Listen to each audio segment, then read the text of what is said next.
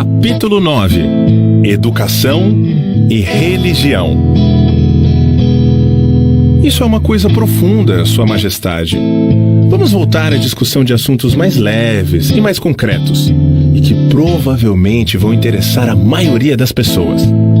Estou interessado em discutir as coisas que fazem as pessoas felizes e miseráveis, ricas e pobres, doentes e saudáveis.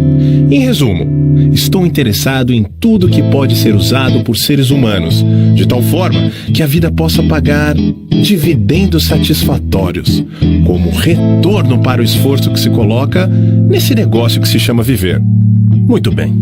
Vamos ser definitivos. Você pegou a minha ideia. Sua Majestade tem uma tendência a divagar em detalhes abstratos que a maior parte das pessoas não consegue nem entender, nem usar na solução dos seus problemas.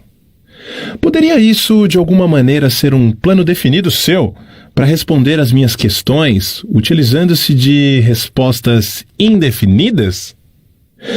Se esse é o seu plano, é um truque astuto, mas não funcionará. Vá em frente agora e me fale mais alguma coisa sobre as misérias e os fracassos dos seres humanos, que, por sua vez, crescem diretamente ligados à indefinição. Por que não me permitir lhe contar mais sobre os prazeres e sucessos das pessoas que entendem e aplicam o princípio da definição? Observo que algumas vezes pessoas com planos e objetivos definidos conseguem o que querem na vida, para somente depois descobrir que aquilo que elas conseguiram não é exatamente o que queriam. O que é, então? Geralmente, nos livramos de qualquer coisa que não queremos pela aplicação do mesmo princípio de definição das coisas das quais adquirimos. Uma vida que é vivida com absoluta paz de espírito, contentamento e felicidade, sempre se livra de tudo aquilo que não quer. Qualquer um que se submete a coisas que não quer por um longo período, este sim é um alienado. E o que você tem a dizer sobre pessoas casadas que deixam de querer estar um com o outro? Eles devem se separar? Ou é verdade que todos os casamentos são feitos no céu e os contratantes são, dessa forma, ligados eternamente por essa vontade momentânea, mesmo provando ser uma escolha pobre para ambos? Primeiro, deixe-me corrigir esse velho ditado de que todos os casamentos são feitos no céu. Eu conheço alguns que são feitos do meu lado da cerca. Mentes que não se harmonizam jamais deveriam ser forçadas a permanecer juntas no casamento ou em qualquer tipo de relacionamento. O atrito e todas as formas de discórdia entre as mentes levam inevitavelmente para o hábito da alienação e, consequentemente, para a indefinição. As pessoas não são algumas vezes ligadas umas às outras por uma relação de dever, o que acaba sendo impraticável para eles tirarem da vida o que eles mais querem. Dever é uma das palavras mais abusadas e mal entendidas da existência. O primeiro dever de cada ser humano é consigo mesmo. Cada pessoa deve a si mesma o dever de encontrar como viver uma vida plena e feliz. Além disso, se a pessoa possui tempo e energia extras e que não são necessárias para preencher os seus próprios desejos, ela deve assumir a responsabilidade de ajudar outros. Isso não é uma atitude egoísta. E egoísmo não é uma das principais causas do fracasso em se achar a felicidade? Mantenho exatamente a mesma frase que lhe disse antes, de que não existe maior dever do que aquele que devemos a nós mesmos. Uma criança não deve algo, no sentido de dever, aos seus pais que lhe deram a vida e o sustento durante os seus períodos de necessidade? De forma alguma. É exatamente o oposto. Os pais devem às suas crianças tudo o que eles podem dar a elas na forma de conhecimento. Além desse ponto, os pais normalmente mimam em vez de ajudar as suas crianças. Tudo isso por um falso senso de dever que os faz satisfazer as suas crianças em vez de forçá-las a procurar e ganhar o conhecimento. Entendo o que você quer dizer. A sua teoria é de que o excesso de ajuda para os jovens os encoraja a se alienarem e se tornarem indefinidos em todas as coisas. Você, Majestade, acredita que a necessidade é um professor de grande sagacidade, que a derrota carrega consigo uma virtude equivalente e que presentes que não são merecidos, sejam de que naturezas forem, podem tornar-se uma maldição em vez de uma bênção. Isso está correto? Você conseguiu colocar a minha filosofia de forma perfeita. A minha crença não é teoria, é um fato. Então, você não advoga a oração como um meio de alcançar fins desejáveis? Pelo contrário, advogo que a oração é poderosa, mas não o tipo de oração que consiste em palavras vazias, sem sentido e suplicantes. O tipo de oração contra a qual não tenho nenhuma força é a oração com um propósito definido. Eu nunca pensei na definição de propósito como sendo uma oração. Como ela pode ser? A definição é, em efeito, a única forma de oração em que alguém pode realmente basear-se. Ela, na verdade, posiciona a pessoa de forma que use o ritmo hipnótico para alcançar fins definidos, apropriando-se da grande fonte universal de inteligência infinita. Essa apropriação, no caso de você estar interessado, ocorre através da definição de propósito, persistentemente perseguida. Por que a maioria das orações falham? Elas não falham. Todas as orações trazem aquilo pelo qual se reza. Mas, se você disse que a definição de propósito é o único tipo de oração em que alguém pode se basear, agora você diz que todas as orações trazem resultado? O que você quer dizer? Não há nada inconsistente com isso. A maioria das pessoas que reza recorre à oração somente após tudo ou mais ter falhado. Naturalmente, elas começam as suas orações com suas mentes cheias de medo de que as suas orações não serão atendidas.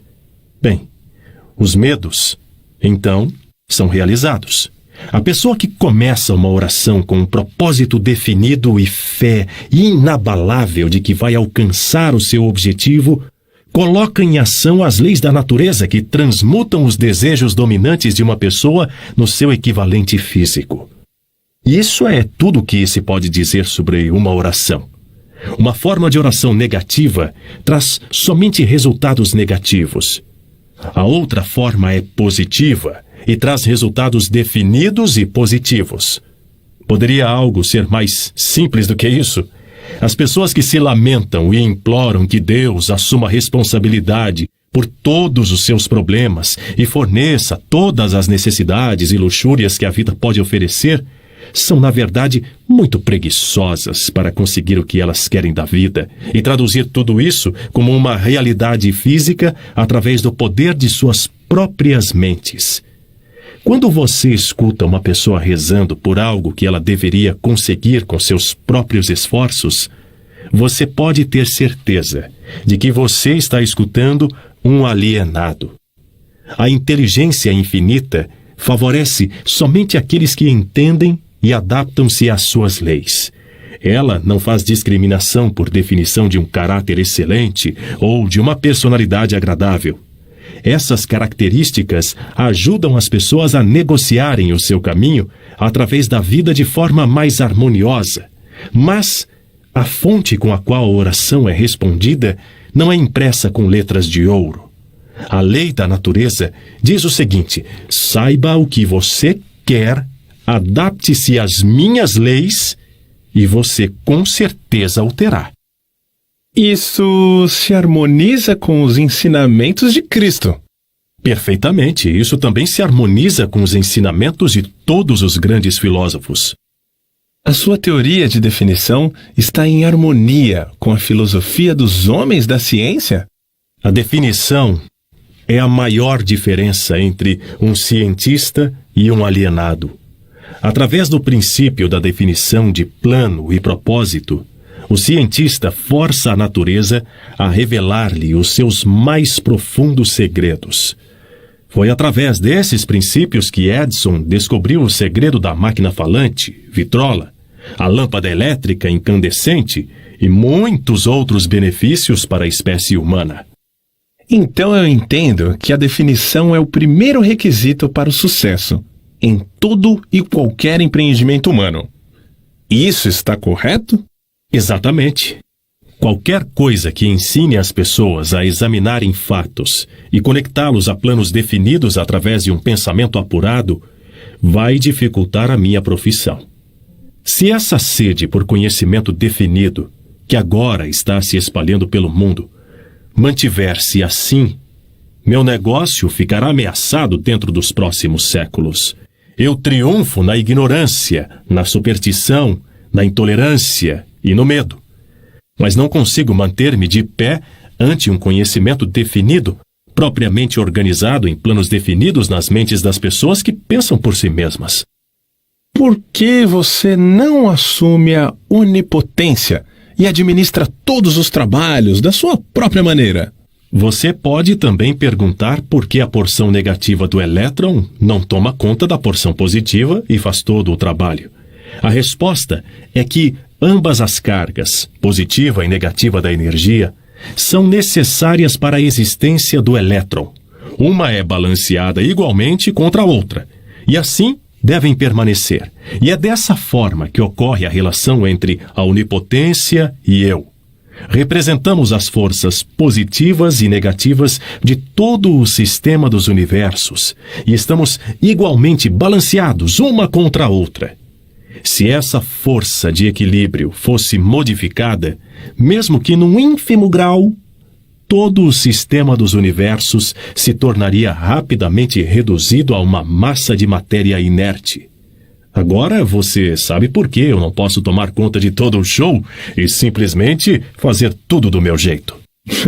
Se o que você diz é verdade, você tem exatamente o mesmo poder que a onipotência possui. Isso é verdadeiro? Isso está correto.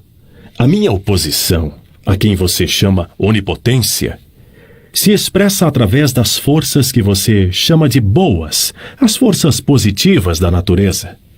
Eu me expresso através de forças que você chama de más, as forças negativas da natureza. Tanto o bem quanto o mal são forças que devem coexistir na natureza. Uma é tão importante quanto a outra. Então a doutrina da predestinação é verdadeira. As pessoas nascem para o sucesso ou para o fracasso, para a miséria ou para a felicidade, para serem boas ou más, e elas nada têm a ver com isso, e muito menos podem modificar as suas naturezas. É isso que você está afirmando? Enfaticamente não. Cada ser humano possui uma ampla gama de escolhas, tanto para os seus pensamentos quanto para as suas ações. Cada ser humano pode usar o seu cérebro para a recepção e para a expressão de pensamentos positivos, ou pode usá-lo para expressar pensamentos negativos. A sua escolha nesse assunto tão importante molda toda a sua vida. Pelo que você disse, pude perceber que os seres humanos possuem mais liberdade de expressão do que você ou a sua oposição. Isso está correto? Sim, isso está correto. Tanto eu quanto a onipotência somos limitados por leis imutáveis da natureza. Nós não podemos nos expressar, seja de que maneira for, se não for em conformidade com essas leis. Então é verdade que o homem possui direitos e privilégios não disponíveis, nem para a onipotência e nem para o diabo. Isso é verdade? Sim, isso é verdade. Mas você também tem que acrescentar que o homem ainda não acordou totalmente para dar-se conta de sua força potencial. O homem ainda se considera algo como uma poeira no vento, quando na realidade ele possui muito mais poder do que todas as criaturas vivas combinadas. A definição de propósito parece ser uma panaceia para todos os males do homem. Talvez não isso, mas você pode ter certeza de que ninguém se tornará autodeterminado sem a definição de propósito. Por que não ensinam para as crianças sobre a definição de propósito nas escolas? Pela razão de que não existe um plano definido ou propósito por trás de qualquer currículo escolar. As crianças são enviadas para a escola para ganhar um diploma escolar e aprender como memorizar, não para aprender o que elas realmente querem da vida. Qual o benefício de um diploma escolar, se não se consegue convertê-lo em realizações espirituais e materiais da vida? Eu sou somente o diabo e não um resolvedor de enigmas. Eu deduzo, por tudo que você diz, que nem as escolas e nem as igrejas preparam os jovens do mundo com um conhecimento prático de como funcionam suas próprias mentes. Existe alguma coisa de maior importância para um ser humano do que o entendimento das forças e circunstâncias que influenciam a sua própria mente? A única coisa de valor duradouro para qualquer ser humano é o conhecimento de como opera a sua própria mente. As igrejas não permitem que uma pessoa investigue e adentre para conhecer as potencialidades de sua própria mente. E as escolas tampouco reconhecem tais potencialidades. Você não está pegando um pouco pesado com as escolas e com as igrejas? Não. Estou apenas as descrevendo como elas são, sem tendências ou preconceitos. As escolas e as igrejas não são seus piores inimigos? Os seus líderes podem pensar que são, mas eu só me impressiono com fatos. A verdade é esta. Se é que você quer saber, as igrejas são meus aliados mais úteis e as escolas estão logo atrás. E de que forma específica, ou em termos gerais, você faz essa afirmação? Da seguinte forma: tanto as igrejas quanto as escolas me ajudam a converter as pessoas para o hábito da alienação.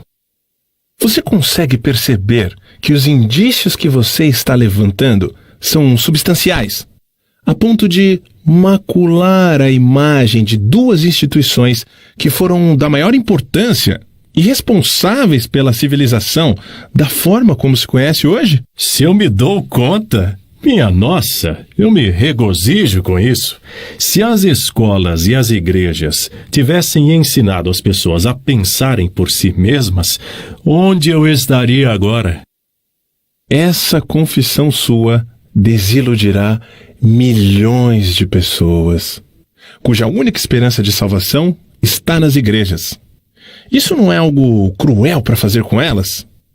Não seria muito melhor para a maioria das pessoas viver na ignorância desse fato, de que saber a verdade sobre você? O que você quer dizer com o termo salvação? Do que, na verdade, as pessoas estão sendo salvas? A única forma de salvação duradoura que realmente é válida para qualquer ser humano é aquela que vem do reconhecimento do poder de sua própria mente. Ignorância e medo são os únicos inimigos dos quais os homens necessitam salvação. Você parece não considerar nada como sagrado. Você está errado. Mantenho como sagrada a única coisa que eu considero meu mestre, a única coisa da qual tenho medo. E o que é isso que você teme? O poder do pensamento independente, amparado pela definição de propósito. Então você não possui muitas pessoas para temer. Somente 2 de cada 100, para ser mais exato. As outras todas eu controlo. Vamos dar um tempo para as igrejas e voltar para as escolas. A sua confissão mostrou claramente que você prospera e se perpetua de uma geração para outra utilizando o truque de tomar conta das mentes das crianças, antes que elas tenham a chance de usar os seus próprios intelectos. Desejo saber o que está errado com o sistema escolar, que permite que o diabo controle tantas pessoas. Desejo saber também o que pode ser feito para estabelecer um sistema de ensino que garantirá a oportunidade de aprendizado para todas as crianças. Primeiro, de que elas possuem mentes. Segundo, de que forma elas podem usar as suas mentes para trazer liberdade espiritual e econômica para suas vidas. Estou colocando essa questão de forma suficientemente definida. Considero que você tem salientado a importância da definição de propósito. Estou aqui para alertá-lo de que a sua resposta para a minha questão deve ser definida. Espere um momento, enquanto eu respiro. Você me deu uma ordem e tanto. E parece estranho que você tenha vindo para o diabo para aprender como viver. Eu penso que você deveria visitar a minha oposição. Por que você não vai? Sua Majestade, quem está sendo inquirido aqui é você, não eu. Quero a verdade e não estou preocupado pela fonte através da qual vou tê-la. Existe algo radicalmente errado com o sistema de educação. Sistema tal que tem nos fornecido um balancete de vida que nos mostra que estamos vulneravelmente no vermelho, sempre na esperança de entrar para o caminho da autodeterminação, tal como se fôssemos animais perdidos numa selva. Quero saber duas coisas sobre esse sistema. Primeiro, qual a maior fraqueza do sistema? Segundo, como pode essa fraqueza ser eliminada? A bola está com você novamente. Por favor, permaneça focado na questão e pare de tentar me desfocar para questões abstratas. Isso é ser definido, não é? Você não me deixa nenhuma chance a não ser partir para uma resposta direta. Para começar, o sistema de ensino parte de um ângulo educacional errado. O sistema escolar esforça-se para ensinar as crianças a memorizar fatos, em vez de ensiná-los como usar as suas próprias mentes. É somente isso que está errado com o sistema? Não, esse é apenas o começo. Outra grande fraqueza do sistema escolar é que ele não estabelece na mente das crianças nem a importância da definição de propósito e nem tenta ensinar aos jovens como serem definidos sobre qualquer coisa. O maior objetivo de toda a escola é forçar os estudantes a abarrotar as suas memórias com fatos, em vez de ensiná-los como organizar e fazer um uso prático desses fatos.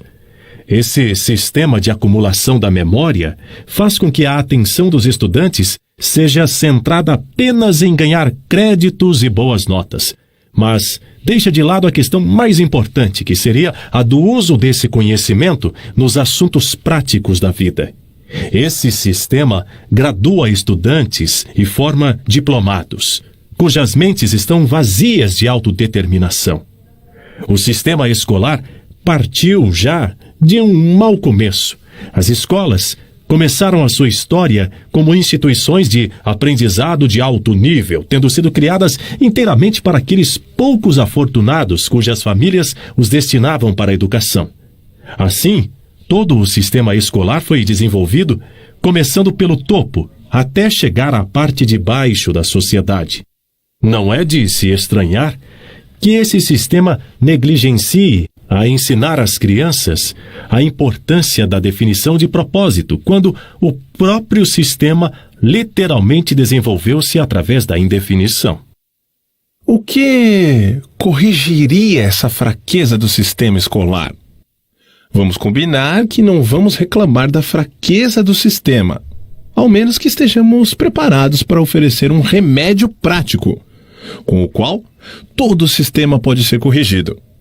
Em outras palavras, enquanto estamos discutindo a importância da definição de um plano e de um propósito, vamos nós mesmos tomar nosso remédio e sermos definidos. Por que não esquece as escolas e as igrejas e evita uma série de incomodações para você mesmo? Não sabe que está colocando o seu nariz em assuntos que envolvem as duas forças que controlam o mundo?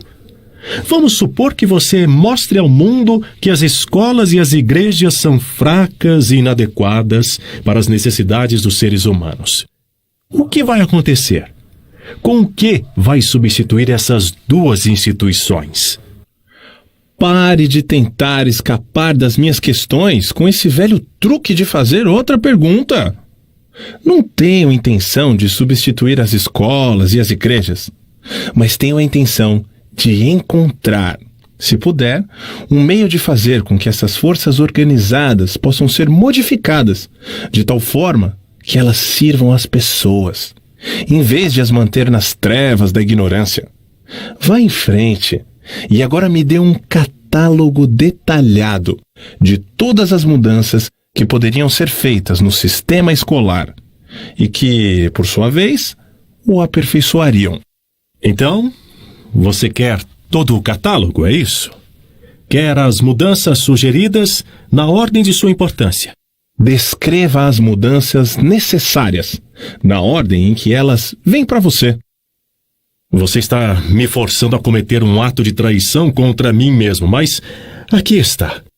Reverta o presente sistema dando às crianças o privilégio de liderar nos seus trabalhos escolares, em vez de seguir regras ortodoxas estabelecidas somente para compartilhar o conhecimento abstrato. Deixe os instrutores servirem como estudantes e deixe os estudantes servirem como instrutores. Tanto quanto possível, organize todos os trabalhos das escolas em métodos definidos através dos quais os estudantes possam aprender fazendo e direcione o trabalho da classe de tal forma que todo estudante esteja engajado em alguma forma de trabalho prático, conectado com os problemas diários da vida. As ideias são o começo de todas as realizações humanas. Ensine todos os estudantes como reconhecer ideias práticas que podem ser de grande benefício para ajudá-los a adquirir o que quer que seja que a vida exija deles. Ensine aos estudantes como fazer uma administração efetiva do tempo e, sobretudo, ensine a verdade de que o tempo é o ativo mais valioso disponível para todos os seres humanos e também o mais barato. Ensine ao estudante os motivos básicos pelos quais todas as pessoas são influenciadas e mostre a eles como usar esses motivos para adquirir as necessidades e os luxos da vida.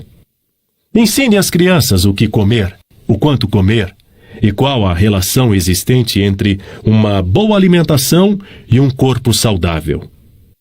Ensine às crianças a verdadeira natureza e a função da emoção do sexo e, sobretudo, ensine a eles que o sexo pode ser transmutado em uma força propulsora capaz de levar qualquer um ao topo de suas realizações.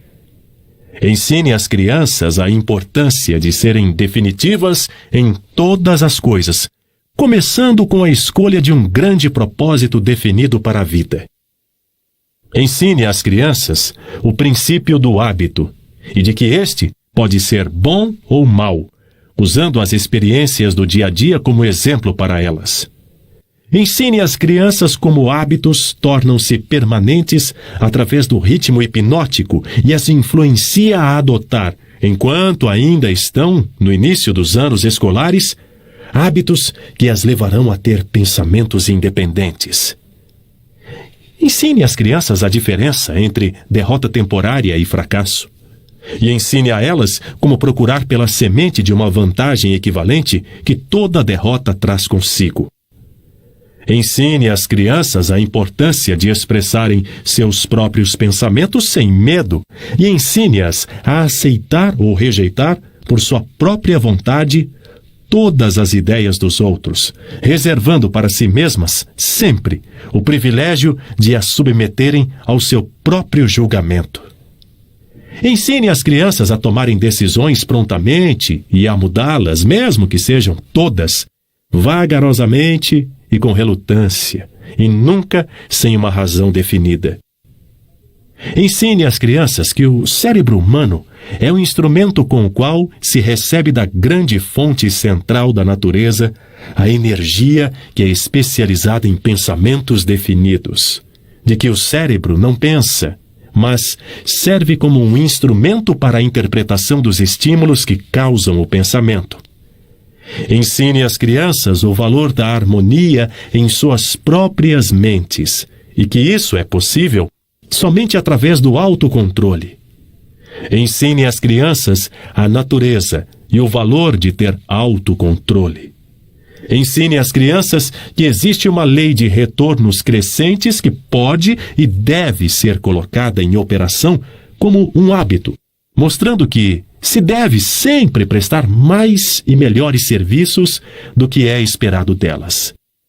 Ensine às crianças a verdadeira natureza da regra de ouro e, sobretudo, mostre a elas que, através da operação desse princípio, tudo o que elas fazem para e por outros, elas acabam fazendo para si mesmas. Ensine às crianças a não terem opiniões, a não ser que sejam formadas por fatos ou crenças que possam ser razoavelmente aceitas como verdadeiros fatos. Ensine às crianças que cigarros, bebidas, drogas e o sexo em demasia destroem a força de vontade e acabam levando ao hábito da alienação. Não proíba esses males, apenas explique para elas. Ensine às crianças sobre o perigo de acreditar em qualquer coisa meramente porque seus pais, os seus instrutores religiosos ou qualquer outra pessoa tenha dito para fazê-lo. Ensine as crianças a encararem fatos, sejam eles agradáveis ou desagradáveis, sem recorrer a subterfúgios ou sem oferecer-lhes álibis. Ensine as crianças a encorajarem o uso do seu sexto sentido, através do qual as ideias apresentam-se em suas mentes de fontes desconhecidas, e a examinar tais ideias cuidadosamente. Ensine às crianças a importância da lei da compensação, tal como foi interpretada por Ralph Waldo Emerson, e mostre a elas como essa lei trabalha nos eventos do dia a dia, mesmo nos menores. Ensine às crianças que a definição de propósito, amparada por planos definidos, persistentemente e continuamente aplicados, é a forma mais eficaz de oração disponível para os seres humanos.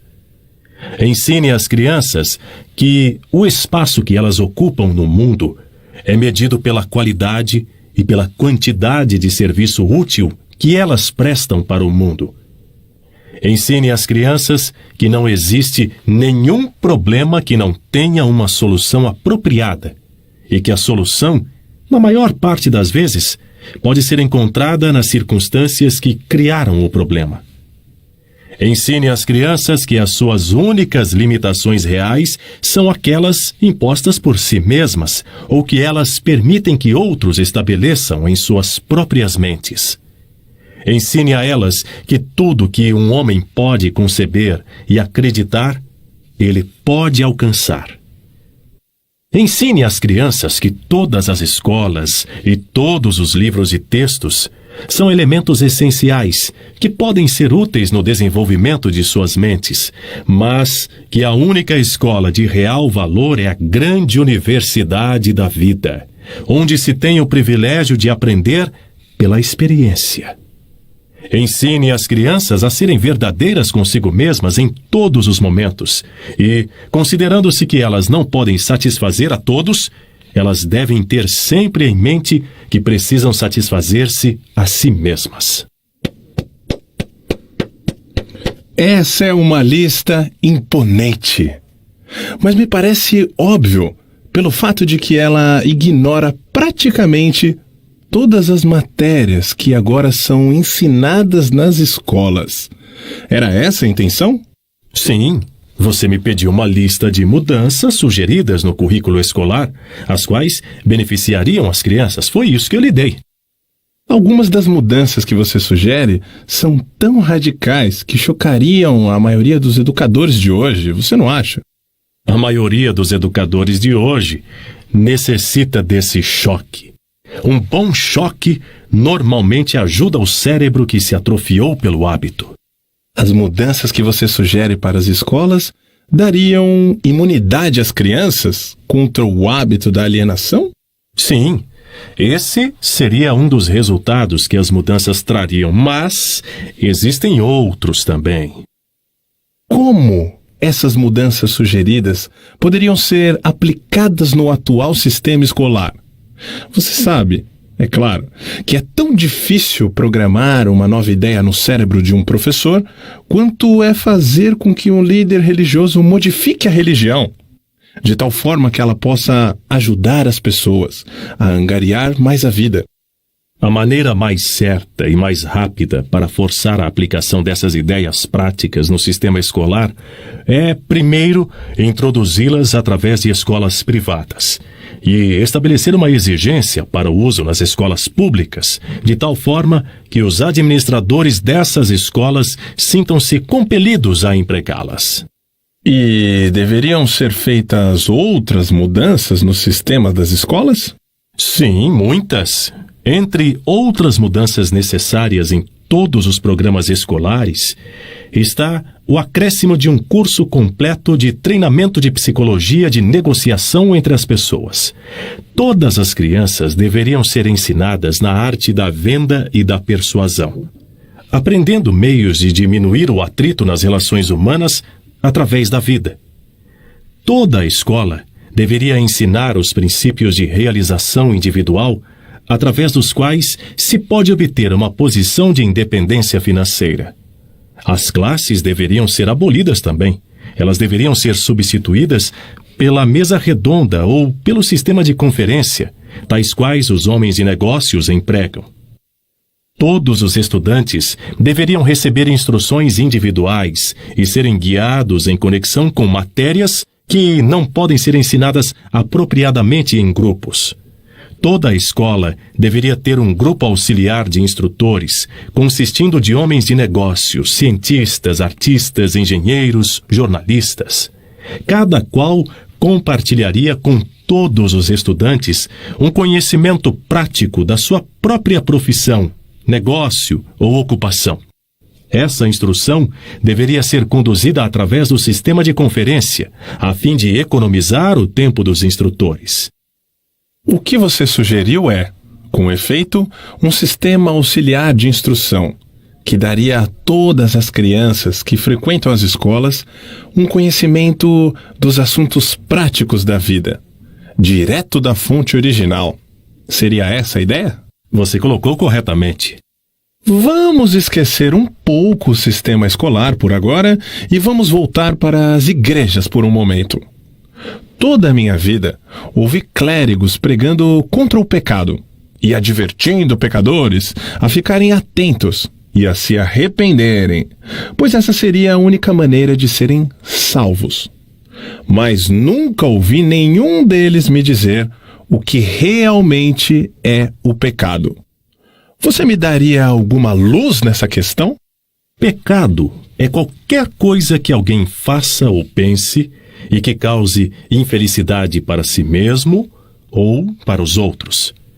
Seres humanos que estão em ótimas condições físicas e em perfeita saúde espiritual deveriam estar em paz consigo mesmos e sempre felizes.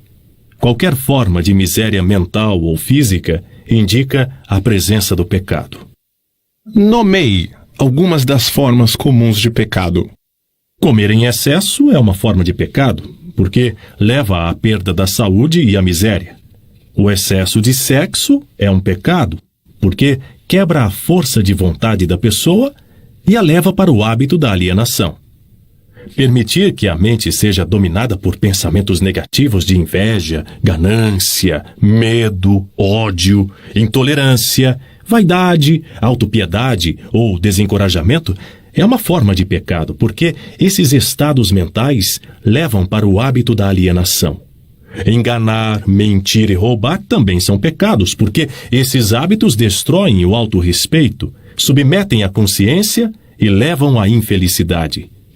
É um pecado também permanecer nas trevas da ignorância, porque a falta de conhecimento leva à pobreza e à perda da autoconfiança. É um pecado aceitar da vida qualquer coisa que não se queira, porque isso indica uma forma imperdoável de negligenciar o uso da mente. É um pecado alienar-se através da vida, sem um objetivo definido, plano ou propósito? Sim, porque esse hábito leva à pobreza e destrói o privilégio da autodeterminação. Ele também priva uma pessoa do privilégio de usar a sua própria mente como um meio de contato com a inteligência infinita. Você é o inspirador-chefe do pecado? Sim, o meu negócio, como eu já disse, é ganhar o controle das mentes das pessoas de todos os meios possíveis. Você consegue controlar a mente de uma pessoa que não comete pecados? Não consigo, porque essa pessoa nunca permite que sua mente seja dominada por qualquer forma de pensamento negativo. Não consigo entrar na mente de quem não peca, muito menos controlá-la. Quais são as formas mais comuns e mais destrutivas de todos os pecados? Medo e ignorância. E você não tem mais nada para acrescentar à lista? Nada mais a acrescentar. O que é a fé?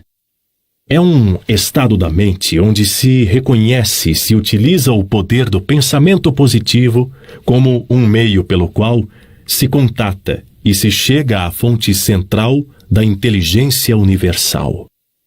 Em outras palavras, a fé é a ausência de todas as formas de pensamento negativo. Seria essa a ideia? Sim, essa é outra forma de descrevê-la.